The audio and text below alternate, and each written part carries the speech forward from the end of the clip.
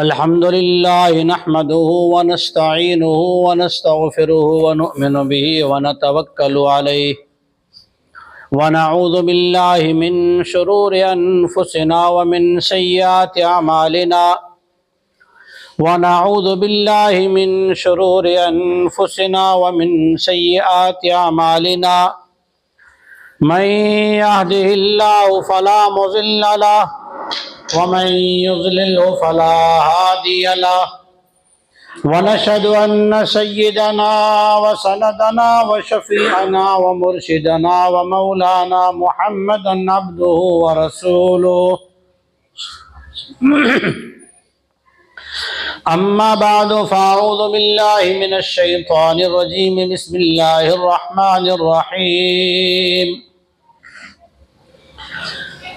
فلما نسوا ما ذكروا به فتحنا عليهم أبواب كل شيء حتى إذا فرحوا بما أوتوا أخذناهم بغتة فإذا هم مبلسون وعن حذيفة رضي الله تعالى عنه قال قال رسول الله صلى الله عليه وسلم والذي نفسي بيده لتأمرن بالمعروف ولتنهون عن المنكر فليوشكن الله أن يبعث عليكم عذابا منه فتدعونه فلا يستجيب لكم صدق الله العظيم وصدق رسوله النبي الصادق الأمين الكريم درود پاک پڑھ لیں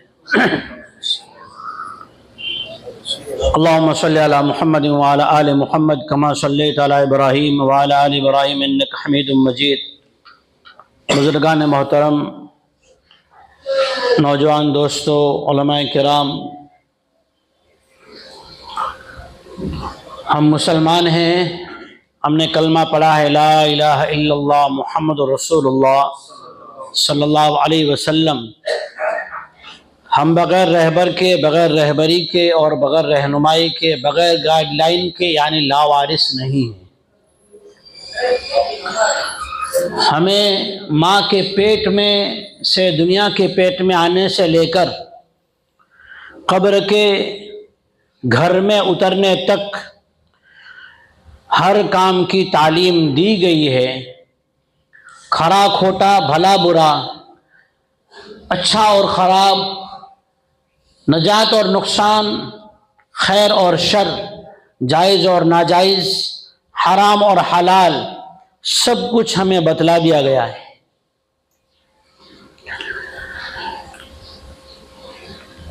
سرور کائنات، تاجدار مدینہ، خاتم الرسل جناب محمد مصطفیٰ صلی اللہ علیہ وسلم کو اللہ تبارک و تعالیٰ نے دنیا کے اندر ایسے وقت میں بھیجا کہ اس وقت کے حالات آج کے مقابلے میں،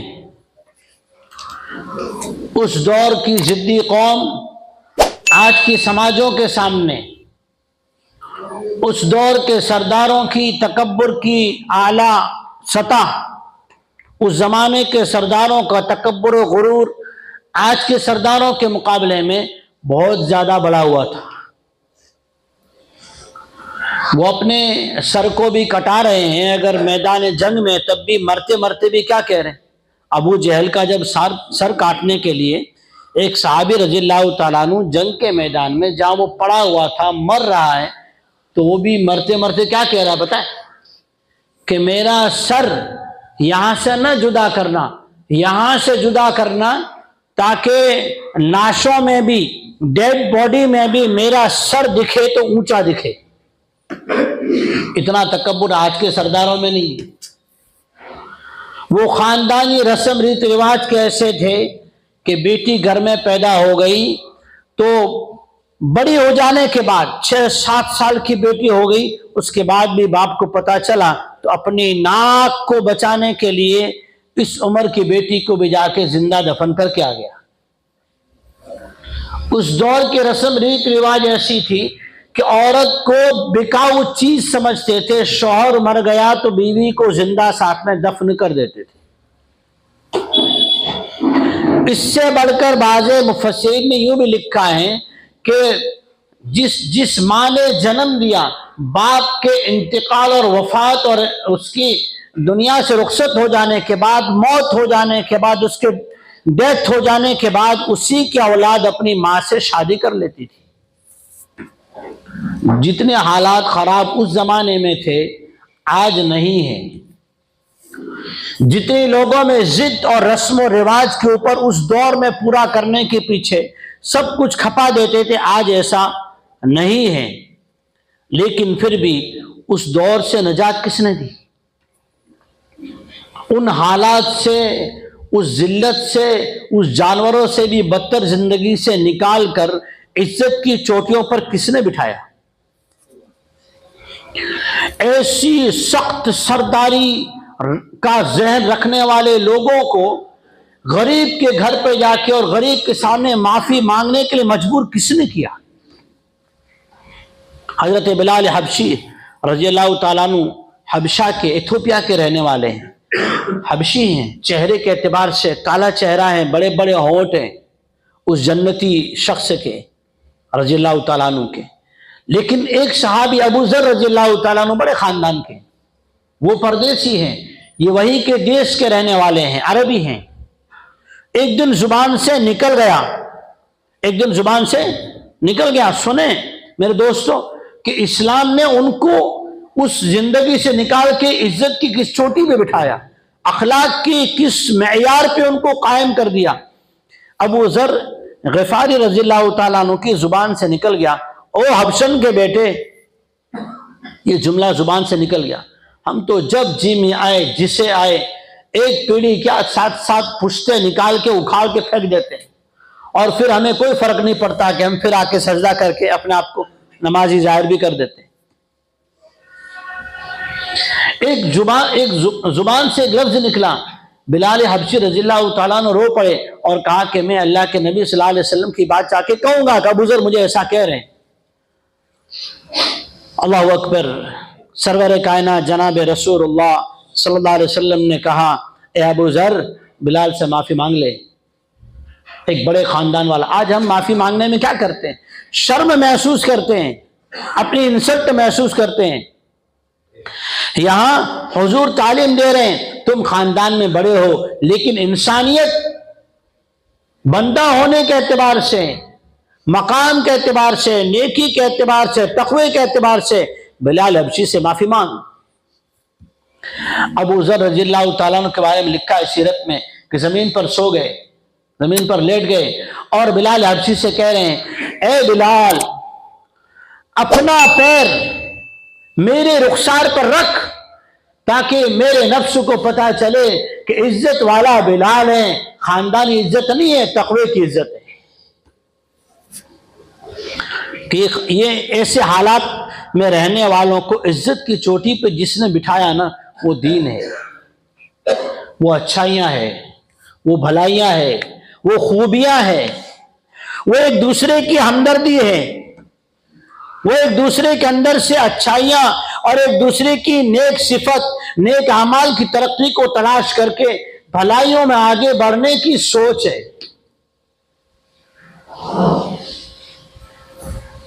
کہ حضرت عمر بن خطاب رضی اللہ تعالیٰ عنہ صدیق اکبر رضی اللہ تعالیٰ عنہ سے کہہ رہے ہیں، اے ابو بکر ہم تجھ سے کبھی آگے نہیں بڑھ سکتے۔ عمر بن خطاب رضی اللہ تعالیٰ عنہ کہہ رہے ہیں کہ جس وقت سرور کائنات جناب محمد مصطفیٰ صلی اللہ علیہ وسلم کا وصال ہوا، انتقال ہوا، تو ابو بکر رضی اللہ تعالیٰ عنہ منبر پر تشریف فرما ہوئے، صحابہ ایسی حالت میں تھے، اپنے پیارے آقا کو کھو چکے تھے، پیارے آقا دنیا سے رخصت ہو چکے تھے، کیفیت ایسی تھی کسی کو ہوش نہیں تھا۔ ابو بکر رضی اللہ تعالیٰ عنہ نے ایک آیت پڑھی۔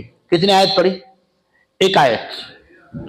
آج ہمیں برسہ برس سے علماء کرام قرآن سنا کے نبی کریم صلی اللہ علیہ وسلم کی احادیث بتا بتا کے تھک گئے۔ آج تک ہماری زندگی جہاں تھی جیسی تھی ویسی ہی ہے۔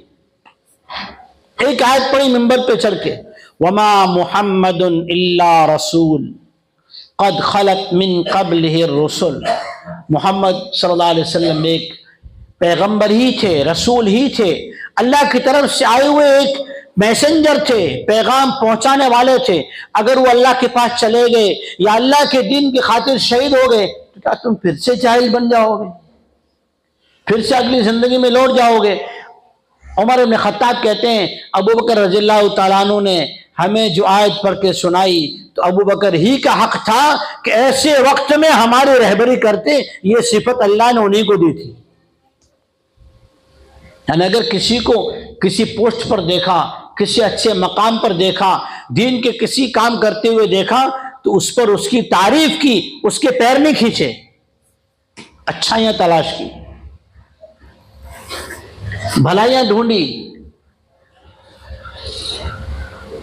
सरवर कायनात ताजदार मदीना जनाब मोहम्मद मुस्तफ़ा सल्लल्लाहु अलैहि वसल्लम ने फरमाया इन्नमा बुइस्तु मुअल्लिमा, अल्लाह ताला ने मुझे सिखाने वाला बनाकर भेजा है। क्या चीज सिखाई? सरवर कायनात जनाब रसूलुल्लाह सल्लल्लाहु अलैहि वसल्लम से सहाबा कुरान सीखते थे, कुरान पे अमल करते थे। वजू गुसल का, पाकी नापाकी का, घर में सिला रहमी का, मीरास का कोई भी तरीका हुजूर से हासिल करते, उस पे अमल करते थे। अमल करने से जिंदगी बनती है, अमल से जिंदगी बनती है, जन्नत भी जहन्नम भी। ये खाकी अपनी फितरत में न नूरी है न नारी। और जब ये ईमान वाला, ये मुसलमान उस दौर से भी आसान दौर में, आज के वक्त में दीन की मालूमात हर मुसलमान को है, हराम हलाल की पहचान हर मुसलमान को आज दौर में है उमूमी तौर पे। हर एक को पता है सबसे बड़ा गुनाह कुफ्र और शिर्क के बाद अगर है तो नमाज का छोड़ना है, जानबूझ के छोड़ रहा है। हर एक को पता है सूद हराम है, फिर भी सूद के जरिए से चीजें हासिल कर रहा है। हर एक को पता है झूठ बोलना बहुत बड़ा गुनाह कबीरा है, फिर भी झूठ बोल रहा है। पता है झूठी कसम खाना गुनाह है, फिर भी झूठी कस्में खा रहा है। कुछ गुनाह ऐसे हैं, देखो कुरान के अहकामात, बाज ऐसे जिसमें अल्लाह ताला ने मर्दों को हुक्म दिया, औरतें साथ में आ गई। बाज ऐसे जिसमें अल्लाह ताला ने मर्दों को अलग, औरतों को अलग हुक्म दिया। ऐसे गुनाहों में आज कौम की मजलिसें, हमारा उठना बैठना, हमारे दो चार दोस्तों का जमा होना, ऐसी चीजों से, ऐसे गुनाहों से भरे पड़े। वो गुनाह बहुत बड़े हैं जिनमें अल्लाह ताला ने मर्दों को अलग मुतनब्बे किया, चौकन्ना किया, वार्न किया, कान खड़े करवाए, समझाया। औरतों को अलग, मर्दों को अलग, औरतों को अलग।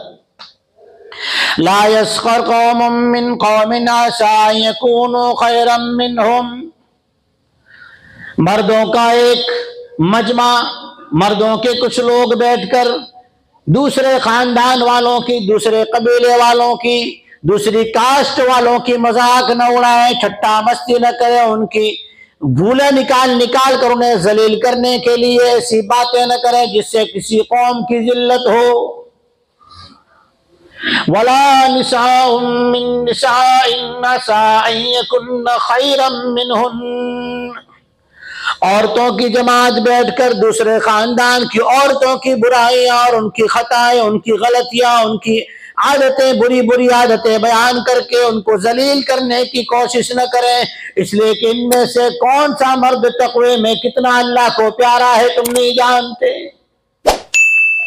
वला तलमिज़ू अनफुसकुम वला तनाबज़ू बिल अलक़ाब, किसी को आधा नाम लेकर नाम सालेह मोहम्मद साले के कर न पुकारो, नाम इकबाल कूड़ा न कहो, नाम इस्माइल सूड़ा न कहो। कुरान कहता है बिसल इस्मुल फुसूक बादल ईमान, किसी को आधे नाम से पुकारना ईमान के बाद बहुत बड़ा गुनाह है। वमन लम यतुब फउलाइका हुमुज़्ज़ालिमून, जो जानने के बाद भी ऐसे गुनाहों को करता ही रहेगा तो वो जालिम है। वो कौन है? जालिम है। کہ صحابہ ایک دوسرے کی خوبیاں تلاش کرتے تھے، اور نبی کریم صلی اللہ علیہ وسلم نے فرمایا جب میری امت ساری ہدایت کی باتیں جاننے کے باوجود سمجھ بوجھ ہے، حرام حلال جائز ناجائز کا پتہ ہے، پھر بھی جب دین کی باتوں کو بھلا دے گی، چھوڑ دے گی، عمل نہیں کرے گی، زبان سے انکار بھی نہیں کرے گی اور عمل بھی نہیں کرے گی، تو کیا ہوگا؟ فَلَمَّا نَسُوا مَا ذُكِّرُوا بِهِ فَتَحْنَا عَلَيْهِمْ أَبْوَابَ كُلِّ شَيْءٍ، جب میری امت، اللہ فرماتے ہیں جب بندے اللہ کی ہوئی نصیحتوں کو، قرآن احکامات کو، تاجدار مدینہ خاتم الرسل محمد مصطفیٰ صلی اللہ علیہ وسلم کی بتلائی ہوئی نصیحتوں کو بھلا بیٹھے گی، چھوڑ دے گی، عمل نہیں کرے گی، تو کیا ہوگا پتہ ہے؟ اب ذرا جو بات اگلی قرآن نے کہی ہے، اللہ نے کہی ہے، اللہ کے کلام میں اللہ نے نازل فرمائی ہے، اس کو اپنے ذات پہ فٹ کرنا، اڑوس پڑوس کی طرف توجہ مت دینا، اس لیے کہ کلام اللہ ہر ایک کے لیے انفرادی پرسنل بھی ہے، اجتماعی بھی ہے۔ عبد المقصد اپنے آپ کو مخاطب کرے گا، آپ اپنے آپ کو مخاطب کریں۔ اللہ نے کیا کہا؟ فَلَمَّا نَسُوا مَا ذُكِّرُوا بِهِ فَتَحْنَا عَلَيْهِمْ أَبْوَابَ كُلِّ شَيْءٍ، پھر دنیا کے اندر ان کے اوپر دنیا کی ساری کامیابیاں کھول دی جائے گی، کاروبار میں آمدنی بڑھ جائے گی، دنیا میں مان محبت اور لوگوں میں آہو بھگت بڑھ جائے گی، لوگوں کی تجارتیں بڑھ جائیں گی، گھر کی فراوانیاں، گھر کا عیش و عشرت، شان شوکت بڑھتی چلی جائے گی، ہر ایک آدمی کو ضرورت سے زیادہ مال ہوگا، اپنی ضرورت سے زیادہ اس کے پاس گھر میں اسباب اور چیزیں موجود ہوگی، رہنے کا ایک مکان نہیں انیک مکان مل جائیں گے، دنیا کی ہر چیز بڑھتی جائے گی۔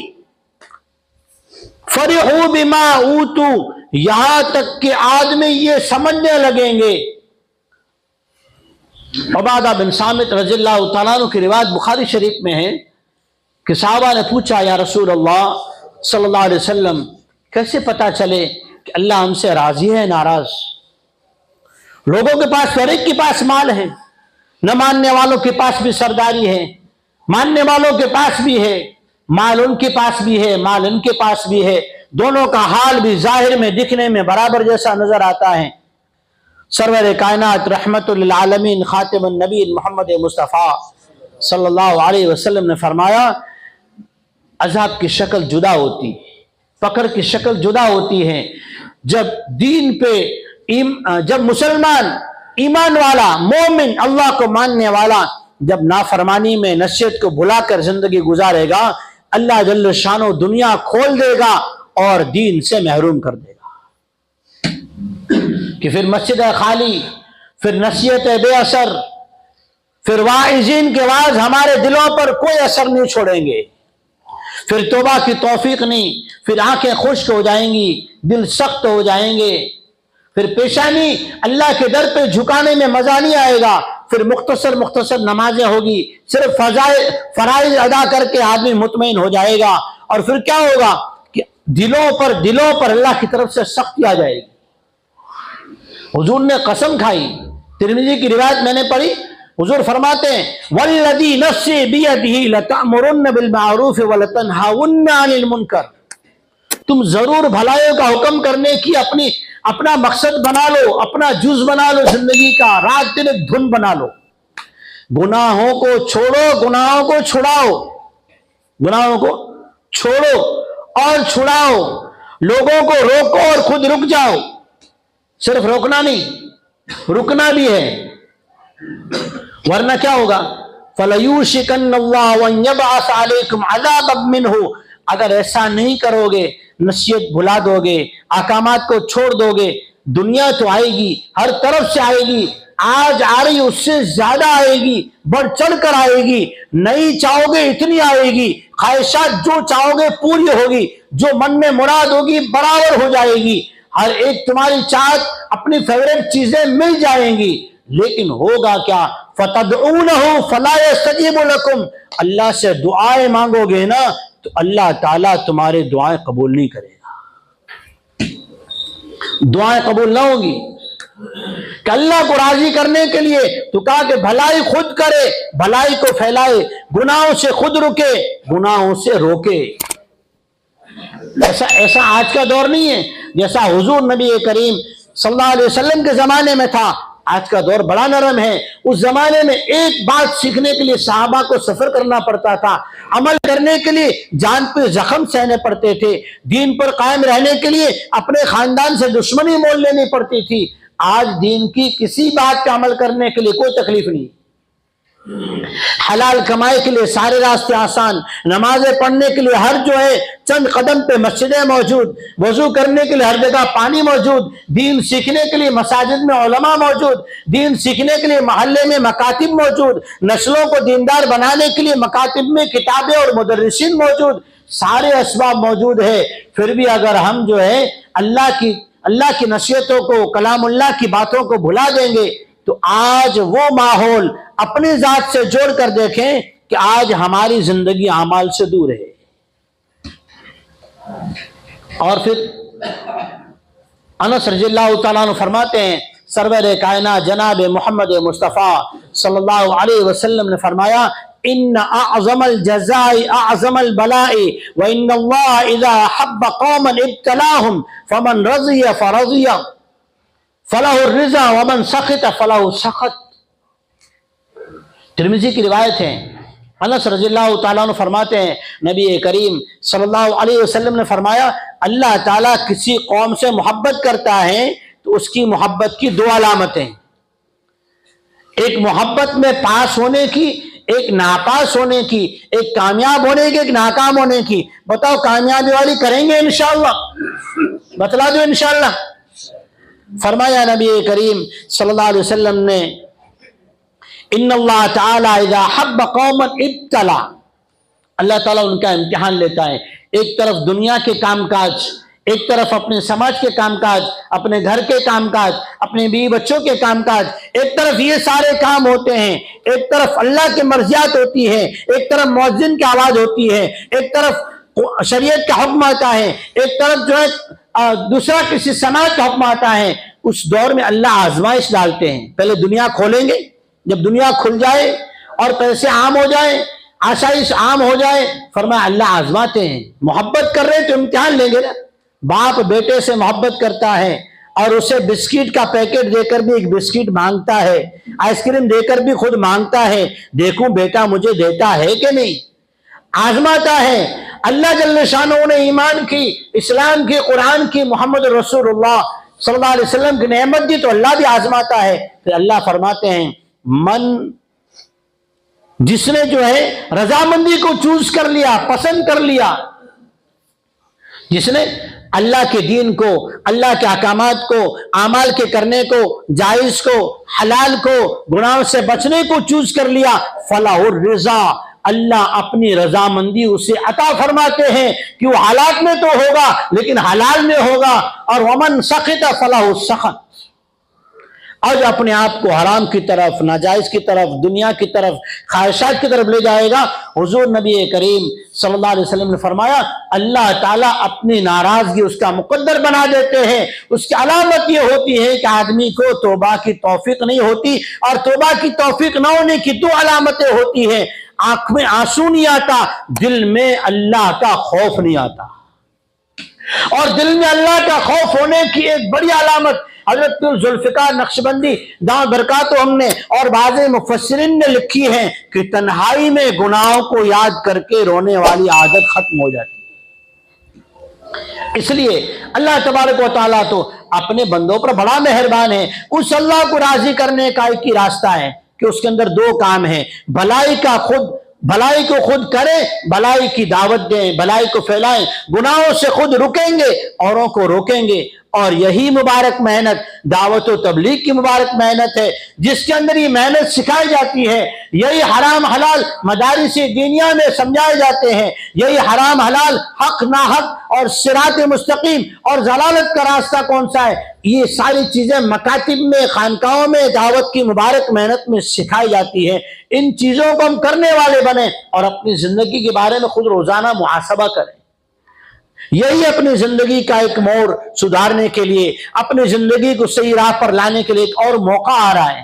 اپنے پورے ضلع کچھ کا اجتماع، دینی اجتماع، جس میں دین کی فکریں، آخرت کی فکر، اپنی ذات کے بارے میں سوچنے کا ایک موقع اللہ جل شانہ نے پھر دیا ہے کہ 18، 19، 20 کو پھر بھوج سے آگے کھابڑا روڈ پر پورے ضلع کا اجتماع ہے۔ اس میں اپنے آپ کو وہاں پہنچانے کے لیے ابھی سے تیار کرے اور اپنے دوست و احباب کو اس کی دعوت دے، اور وہاں اجتماع میں پہنچنے کے لیے یہ نیت لے کر جائے وہاں کی تمام مجالس میں شریک ہوں گا اور دنیا کی چیزوں کے پیچھے وہاں جا کے نہیں لگوں گا، خود بھی جن کو لے کر جائے ان کا اکرام کرے، انہیں جا کر جو ہے وہاں پر اپنے ساتھ بٹھائے، مجالس میں شرکت کرنے کے لیے وہ ترغیب دے، اور اس کے اندر سے عزائم ارادے لے کر اپنی زندگی کو بدلنے کے لیے سچی پکی توبہ کرنے کی نیت کر لے۔